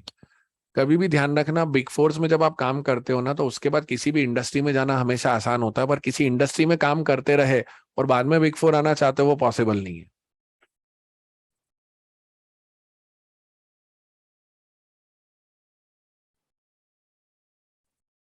नहीं, ये गलत बोला जाता है। For the people, एक नमन का question है, for the people who are willing to go for industries are told that CAs with multiple attempts find it hard to get a good package। बिल्कुल गलत, ऐसा बिल्कुल नहीं है। एक तो आपके ना अटेम्प्ट्स का वो क्राइटेरिया ही सोचना बंद कर दो। मैं खुद बता रहा हूँ आपको, मल्टीपल अटेम्प्ट्स के लोग ये लोग लेते हैं। मैं आप सबसे सिंपली पूछता हूँ, अगर मैं आपको ब्रांड न्यू कार्स दे रहा हूं और साथ में सेकंड हैंड कार दे रहा हूं, तो आप पहले कौन सी कार लेना चाहोगे ये बताओ। If you have the money, if you have the capability, and if I offer you a brand new car and a second hand car, which one will you prefer? खुद सोचो।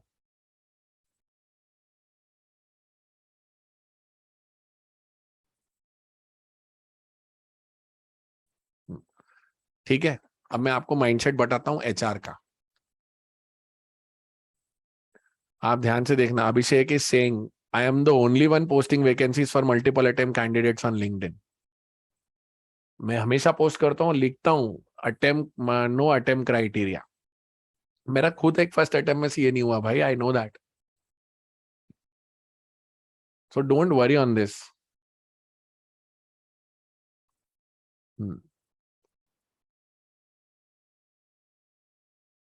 तो मैं आपके इंडिविजुअल क्वेश्चंस पहले बाद में लूं, तो बाकी मैं आगे करूं? मेरे ख्याल से ये चर्चा अब हमारी एक दिन में नहीं होगी, हमें एक दो दिन करना पड़ेगी। मैं अभी अपना सेशन आगे ले लूं आप लोगों का, और आप अपने ये क्वेश्चन सब नोट डाउन करके रख सकते हो। फिर मैं एक सेशन रखूंगा, आस्क मी एनीथिंग। फिर आप ये जितना अभी नॉलेज गेन करो ना, आपके नए नए क्वेश्चंस बनते जाएंगे। फिर एक दिन आपके सिर्फ क्वेश्चन आंसर्स रखूंगा। अब ये सिलसिला अगले 3-4 दिन जारी रहेगा। आगे चलूं अभी?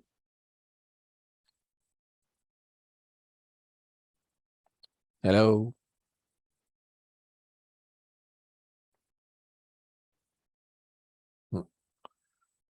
तो अब मैं इंडस्ट्री की बात कर रहा हूँ। जो जो बच्चे इंडस्ट्री में जाना चाहते हैं उनके लिए इंडस्ट्री में ऑप्शन क्या क्या है? बैंकिंग है, मैन्युफैक्चरिंग है, सॉफ्टवेयर इंडस्ट्री और स्टार्टअप्स है। बराबर। बैंकिंग इंडस्ट्री में जब आप जाते हो तो बैंकिंग इंडस्ट्री के अंदर एक बड़ा कोवेटेड वर्ड है इन्वेस्टमेंट बैंकिंग। अब ये इन्वेस्टमेंट बैंकिंग की जब मैं बात करता हूं तो आपके सामने नाम आएगा Morgan Stanley, JP Morgan, Goldman सैक्स। बराबर, ये सब आते। सो ये इन्वेस्टमेंट बैंकिंग के नाम है और सब बच्चों को इसमें जाना रहता है। ये काम क्या करते हैं आपको पता है? कभी आपने ध्यान दिया है कि ये लोग काम क्या करते हैं? What exactly the work which they do? What investment banking business in India, all these doing, they have got a back office in India. So they hire MBAs, they hire chartered accountants. Wolf of the Wall Street picture देख के आपको लगता है you will be across the desk discussing all these things with the clients and offering them deals and companies? Answer is no. You will be working for the broker and investment bankers situated in Europe and America. They want some data which they may use to pitch for the client. So the data preparation is done by the fertile brains hired at a very good salary in India. Like Hani asked me, na, compliance work repetitive nature ka nahi hai. Investment banking mein, if you speak to your seniors or speak to your friends who are working there, they will be saying that we are ending up developing PPTs and information to be used by our seniors or our counterparts in US or UK or Europe to pitch for the clients. So you will never be facing the client here in investment banking in India. Am I clear on this? Hello. Some students be like, पता नहीं क्या बोला अंग्रेजी में इसने इतना सारा। Boss, give me a yes, no. The chat seem to has got stuck. Got it? Great. Yes. Boutique firms, yes, Tushar. Tushar, please jot down all your questions, save it in your notepad. You can ask me all these questions. You have a very relevant set of questions. Ask me in the session of Ask Me Anything. I will do a session. You can ask all the questions. आज इतना सारा समझा दूंगा, आपके मन में बहुत सारे क्वेश्चंस आएंगे, फिर उन क्वेश्चंस का एक सेशन रखेंगे अपन. Then second is corporate finance. जब आप बैंकिंग में जाते हो तो कॉर्पोरेट फाइनेंस में क्या होता है, बड़ी बड़ी कंपनियों का जो कैश कलेक्ट होता है, जो ट्रेजरी होती है उनकी, तो ट्रेजरी जो होती है, तो ट्रेजरी के फंक्शंस में, मतलब आप करोड़, 2 करोड़, 5 करोड़, 10 करोड़ की फ्लोट मैनेज करते हो, वहां पर उस फंक्शंस में कॉर्पोरेट फाइनेंस में काम करते हैं आप, कि बड़ी बड़ी कंपनियों के कैश मैनेजमेंट, उनके ऑफर्स देना, उनको उनकी फंड मैनेजमेंट हेल्प करना, वो होता है कॉर्पोरेट फाइनेंस में. जो कंपनियां एक्सपोर्ट इंपोर्ट में करती हैं, उनको हेजिंग सजेशंस देना, ताकि वो फॉरेन करेंसी एक्सपोजर को मैनेज कर सके, वो सब कुछ. फिर आता है क्रेडिट, जो सबसे ज्यादा बदनाम है. क्रेडिट में बेसिकली आप क्या करते हो कि किसी के जब लोन पास होने होते हैं, तो लोन की एलिजिबिलिटी चेक करते हो. This is more of a back office and field work combined together. Sometimes you may and up selling loans, sometimes you may be evaluating. सबसे ज्यादा जॉब वैकेंसी भी क्रेडिट में ही निकलती है, लेकिन वो पूरी तरह से सॉफ्टवेयर ड्रिवन होती है. सॉफ्टवेयर ड्रिवन होने के बाद पूरी तरह से बैकएंड बेस्ड होती है कई बार, और मोनोटोनस होती है. पर कई बच्चे ऐसे हैं जिनको एक पर्टिकुलर शहर में रहना है, तो वो जॉब ले लेते हैं कि यार मेरे को तो यही करना है, इसी शहर में रहना है, इसके लिए. सो बैंकिंग इंडस्ट्री के ये 3-4 ऑप्शंस बनते हैं हमारे चार्टर्ड अकाउंटेंट्स के. फिर हम आते हैं मैन्युफैक्चरिंग में. मैन्युफैक्चरिंग ऑर्गेनाइजेशंस में जब आप जाओगे, तो वहां पर फाइनेंस एंड अकाउंट्स करके डिवीजन होगा, जो एक टिपिकल अकाउंट्स डिपार्टमेंट होता है. तो वो फाइनेंस एंड अकाउंट्स डिवीजन के आप पार्ट बनोगे. तो आप, जैसे आप एक्सेंचर की बात करोगे, आप रेव गुरुज की बात करोगे, तो ये एक्सेंचर हो गया. ये सब लोग क्या करते हैं, आपको एक प्रोसेस में पकड़ के बिठाएंगे. AP process, AR process. AP is accounts payable, AR is accounts receivable. मतलब आप डेटर्स मैनेज कर रहे हो, आप क्रेडिटर्स मैनेज कर रहे हो. एक्सेंचर हो गया, जेनपैक्ट हो गया. Am I audible to all of you? Okay, somebody said that I'm not audible, so that's why I'm just asking.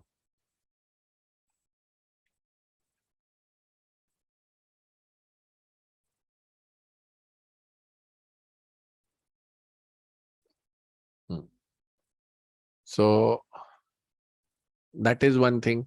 So आप डिपेंड करता है कहाँ जा रहे हो. तो मैन्युफैक्चरिंग में आप जब जाओगे, तो फाइनेंस एंड अकाउंट्स डिपार्टमेंट में बैठोगे. तो फाइनेंस एंड अकाउंट्स डिपार्टमेंट में मल्टीपल एक्टिविटीज होती हैं. सबसे ज्यादा कॉम्प्लिकेटेड ट्रांजैक्शंस होते हैं मैन्युफैक्चरिंग में, क्योंकि वहां पर रॉ मटेरियल भी होगा, फिनिश गुड्स होगा, वर्क इन प्रोग्रेस होगा, टैंजिबल असेट्स होंगे, वो सब कुछ बहुत ज्यादा होगा. उसके विपरीत आप जब सॉफ्टवेयर कंपनीज में जाओगे, तो सॉफ्टवेयर कंपनीज में ऐसा कुछ भी नहीं होता है. Okay, software companies are pretty simple.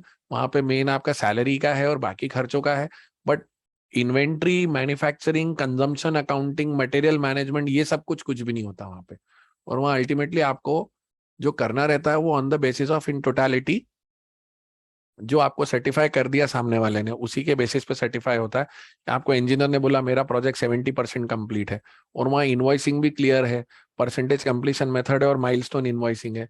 वहां पे रिस्क एंड रिवॉर्ड ट्रांसफर के, इंड एस 115 के इश्यूज भी नहीं है, रेवेन्यू रिकॉग्निशन के उतने ज्यादा जितने आपको मैन्युफैक्चरिंग में मिलेंगे. I hope you are able to understand, और आपको डिफरेंस समझ में आ रहा है कि मैन्युफैक्चरिंग बहुत कॉम्प्लिकेटेड होता है as compare to service industry. Service industry में टैंजिबल कुछ है नहीं ज्यादा, उसने जो बोला उसके हिसाब से चलना पड़ेगा. आपके ब्रेन की सबसे अच्छी एक्सरसाइज सीए बनने के बाद अगले 2 साल में मैन्युफैक्चरिंग में होती है. अगर आप पहले दिन सॉफ्टवेयर इंडस्ट्री में जाते हो, तो आप मैन्युफैक्चरिंग के काम के नहीं हो, लेकिन आप मैन्युफैक्चरिंग में जाते हो, तो आप सॉफ्टवेयर के काम के हो. डिफरेंस समझ में आया? और सॉफ्टवेयर कंपनी भी आपको 2 प्रकार के काम देती है. एक होता है कॉर्पोरेट फाइनेंस में, और फिर दूसरा होता है डोमेन एनालिस्ट में. अब डोमेन एनालिस्ट क्या होता है, मैं अगर इन्फोसिस हूं, मैं विप्रो हूं, मैं टीसीएस हूं, तो इन्फी, विप्रो TCS, ये लोग जब सॉफ्टवेयर मेंटेनेंस या सॉफ्टवेयर क्रिएशन के काम लेते हैं ग्लोबल लेवल पे, तो उनको बीच में एक ऐसा बंदा चाहिए होता है जो इंजीनियर और क्लाइंट के बीच का इंटरफेस बनता है। इंजीनियर और क्लाइंट के बीच में बैठता है सीए, जो कि होते हो आप। तो इंजीनियर की रिक्वायरमेंट को सीए समझता है और वो क्लाइंट को समझाता है, और क्लाइंट की कमर्शियल रिक्वायरमेंट को कन्वर्ट करके वो इंजीनियर को समझाता है। तो ये होता है डोमेन एनालिस्ट। तो आप दोनों के बीच की लिंक हो। तो यहाँ पर आपकी स्किल्स काम आती है कि आप बिजनेसेस को समझ पाते हो, नरेट कर पाते हो कि नहीं कर पाते हो, वो सब कुछ आपके इसमें काम आता है, डोमेन एनालिस्ट के अंदर। ठीक है। हाँ, FP&A financial planning and analysis, ये भी एक बहुत अच्छी जॉब रहती है। इसमें भी आप नंबर क्रंचिंग करते हो और आने वाले समय में फंड्स रिक्वायरमेंट की पूरी तैयारी करके बताते हो कहाँ कितना पैसा लगेगा, कैसे क्या होगा, वो तमाम बातें होती है। सो that is FP&A, financial planning and analysis. इसके बाद एक जॉब आता है स्टार्टअप्स। ये सुनने में जितना अच्छा शब्द है, आप लोग जब तक सीए बनोगे तब तक इस शब्द की रंगीनियत काफी कम हो गई है पिछले एक साल में। स्टार्टअप्स सुनने में बड़े अच्छे लगते हैं, पर अब उन स्टार्टअप्स को सेल्स की जगह प्रॉफिटेबिलिटी पे देखा जा रहा है। तो अब स्टार्टअप्स में जब आप जाते हो तो there is no job description, you have to do every work. आपको तैयार रहना पड़ता है कि आपको रोज नया काम करने को दिया जाएगा और आपको करना पड़ेगा। अगर आप चाहते हो कि रोज मुझे नया दिन मिले और मेरे को सब करना है, तो आप स्टार्टअप्स ज्वाइन कर सकते हो। वहां बैंक अकाउंट खुलवाने से लेकर फाइनेंस की डिटेल बनाने के लिए, क्लाइंट से इंटरेक्शन करने के बाद डेटर से फॉलोअप के लिए, पेमेंट्स रिलीज करने के लिए, सैलरी प्रिपरेशन के लिए, सारी चीजों के लिए तैयार रहना पड़ेगा आपको। अगर एक डिसेंट स्टार्टअप में जाओगे, अच्छा काम करोगे, तो you will grow with them. पर अगर आप वो रिस्क लेने को तैयार हो तो। पर जितने भी लोग स्टार्टअप शुरू करते हैं, उन्होंने किसी एस्टेब्लिश्ड इंडस्ट्री में पहले काम किया हुआ है, ये आप इतिहास है उठा के देख लेना। डायरेक्ट आप स्टार्टअप में जा नहीं सकते हो, और आप जाओगे भी तो आप उतने काम के नहीं हो जितना आप कहीं से एक्सपोजर लेके पहुंचोगे। आज आप अमन गुप्ता को देखते हो, तो अमन गुप्ता ने पहले 4 साल JBL में काम करा, हरमन में, और एक स्पीकर पे बेस पर इतनी मेहनत करने के बाद वो प्रोडक्ट लेके आया बाहर। तो अभी सिर्फ वो सीए है और उसने स्टार्टअप डाला है, does not mean everything will work and hunky dory, है ना, ये ध्यान रखना।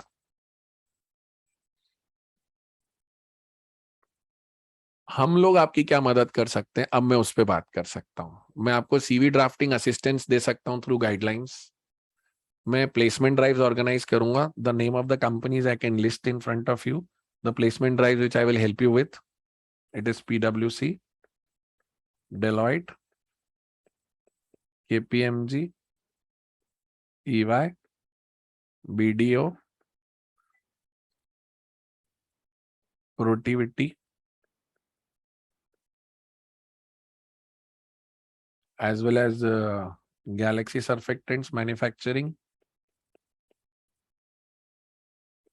and few more also. इन सब की प्लेसमेंट ड्राइव ऑर्गेनाइज हो सकती है। मैं इंटरव्यू प्रिपरेशन का असिस्टेंस मटेरियल आप लोगों को दूंगा। Now this interview preparation assistance material will be what, मैं आप लोगों को जितने भी क्वेश्चंस अभी तक पूछे हम लोगों ने उसे कंपाइल किए हुए, वो मैं आपको दे दूंगा। आप उनको पढ़िए, उनसे सीखिए और अपनी तैयारी उस हिसाब से रखिए। करियर काउंसलिंग सेशंस रहेंगे, जैसे मैं अभी ले रहा हूँ। आप लोगों को मैं इंटीमेट कर दूंगा, हम कल परसों एक बार फिर इस सेशन को रख सकते हैं। एक सेशन आ जाओ लिया, इस तरह से और भी कर सकता हूँ। Interactive webinars from industry experts periodically, मतलब आपके सामने ये सारे बिग फोर के लोग, मेरी कोशिश रहती है कि आप किसी भी तीसरे व्यक्ति से लिंक्डइन पे बैठ के ये स्टोरी सुनने के बजाय डायरेक्ट उनसे सुनिए जो लोग काम कर रहे हैं। हमारे ऑलरेडी EY के सेशंस होते हैं, PwC के भी होते हैं, डेलॉइट के भी होते हैं, KPMG के भी होते हैं। तो वो लोग बाकायदा डायरेक्ट आपसे इंटरेक्ट करेंगे। मेरे पास डेट BDO की और KPMG की आ चुकी है। हाँ, और मैं इंडिया बिजनेस भी समझाऊंगा आपको बिग फोर का, और ऑफशोर बिजनेस भी समझाऊंगा। एक ही दिन में इतना सारा कैसे बताऊं, मेरे साथ चैलेंज वो है, हमको 1.5 घंटा हो चुका है बात करते करते। और फिर हम लोग आपको एक एलुमनाई सपोर्ट देंगे। जो ग्रुप्स आपके बने हुए वो परमानेंट होते हैं। Since 2014 exams we have got around like 20 odd groups where every vacancy, every movement is posted, and we keep those groups intact, and we don't spam those groups. We don't give you unnecessary advertisements. The messages may become like अभी तो जैसे result आएगा तो खूब बातें चलेंगे आपके group पे, फिर ये ग्रुप ठंडा हो जाएगा. So then only I will be the one who will be giving you vacancies on a regular basis. तो आप क्या करते हो, अपना फर्स्ट जॉब तो ले ही सकते हो, बाद में भी मूव करना हो तो इन वैकेंसीज को यूज कर सकते हो. So we provide you assistance. हम आपको स्कैन करते हैं पीछे, स्क्रीनिंग करते हैं, आपके सीवीज फॉरवर्ड करते हैं, ताकि आप लोगों को पता चले. एक बात जरूर मैं आपको इंपॉर्टेंट बोलना चाहता हूं, अपने सीवी प्रसाद की तरह बांटे नहीं. मैं आपको बताता हूं होता क्या है. जब भी कोई आपसे आपका सीवी मांगता है और आप उसे दे देते हो, वो किसी एजेंट को देता है, और वो एजेंट क्या करता है, सॉफ्टवेयर में अपलोड कर देता है उनके. वो सॉफ्टवेयर में अपलोड करता है, फिर हम लोग और आप लोग जब अप्लाई करते हैं ना, तो वहां डुप्लीकेट नजर आता है, और वो जाके डंप कर देता है, और डंप होने के बाद वो सीवी भी यूज नहीं होता, तो आपकी एक अपॉर्चुनिटी विंडो क्लोज हो जाती है वहां पर. तो इसलिए अपना सोच समझ के, डोमेन समझ के फिर ही अप्लाई करें. और इन डोमेन्स की और डिटेल अंडरस्टैंडिंग मैं आपको दूंगा. This is the tip of the iceberg, if you let me, if you ask me. तो मैं जो आपको समझा रहा हूँ, ये बहुत बड़ा समुद्र है, मैं उसमें अभी सिर्फ आपको 2-3 डुबकी लगवाई है. तो don't spam the group, read the messages which I am sending, rely on the content because it's a very thoroughly researched, compiled content over the years. और हम उसमें फिर आप लोगों को हेल्प भी करते हैं. तो मैं एक सेशन आपका सीवी पे रख लूंगा कि how to draft your CVs, what to do, what not to do. फिर एक आस्क मी एनीथिंग सेशन रहेगा. ये सब हम लोग करेंगे आपके लिए. Does that make sense to all of you? So if I started with around 90 people and 82 people are still in my session after 1.5 hours, so can I consider that it made some sense to all of you? क्या आप सब लोग एक बार camera चालू कर सकते हैं? How to get into the group? Parag Garg, are you not in the group? रुको, मैं आपको अभी लिंक शेयर कर देता हूँ उस ग्रुप का. गिव मी अ मिनट, मैं लिंक शेयर कर रहा हूँ यहीं पे ही. ओके, मैं अभी यहीं लिंक शेयर कर देता हूँ, आप ग्रुप ज्वाइन कर लो. होल्ड करो, मैं चैट रूम में दे रहा हूँ लिंक.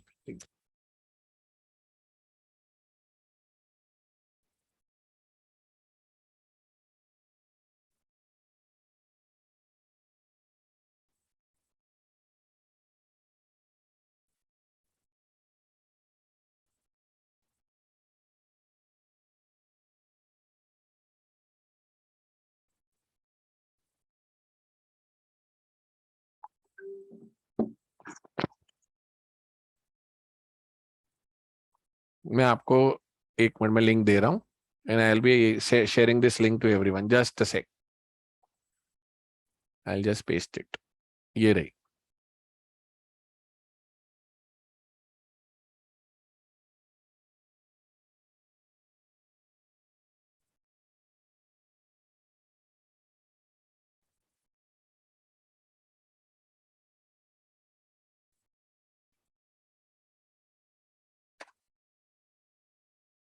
ये आपको आ गई सबको लिंक.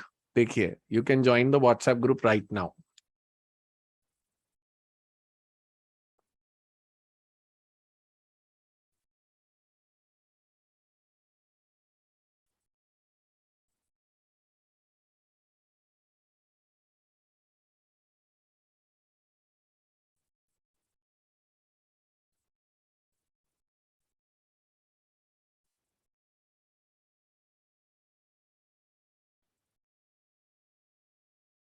और ये जितने लोग मस्ती में चैट कर रहे हैं, मैं अभी सबके चैट डिलीट कर दूंगा, और मैं एडमिन ओनली कर दूंगा रोज शाम को. ये रोज शाम को तुम सब मस्ती करने लगते हो फिर इसमें.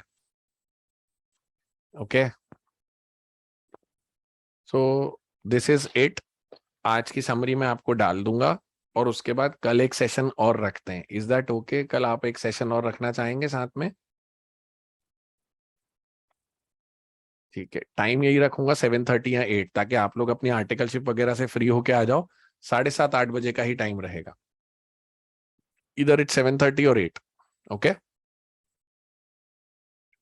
Thank you very much for being a patient listener. आप ये लिंक अपने दोस्तों से भी शेयर कीजिए, and it will help all of you.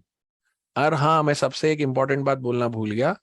ये जितने भी सेशंस हैं, ये आप लोगों के लिए फ्री रहेंगे. We don't charge any money for this. To get you interview ready, I don't charge any money. Okay, that's my service to the profession. मैंने सुना है, अभी पता चला मुझे, लोग 3-3, 4-4 हजार रुपए देके सेशंस अटेंड कर रहे हैं, तो ऐसी कोई जरूरत नहीं बेटा. This is knowledge for you. You can simply make the best use of it. है ना? हाँ, नहीं नहीं, पैसे देने की कोई जरूरत नहीं है आपको. ओके, चलिए. God bless all of you. All the best. Sleep well. I am logging off. Thank you.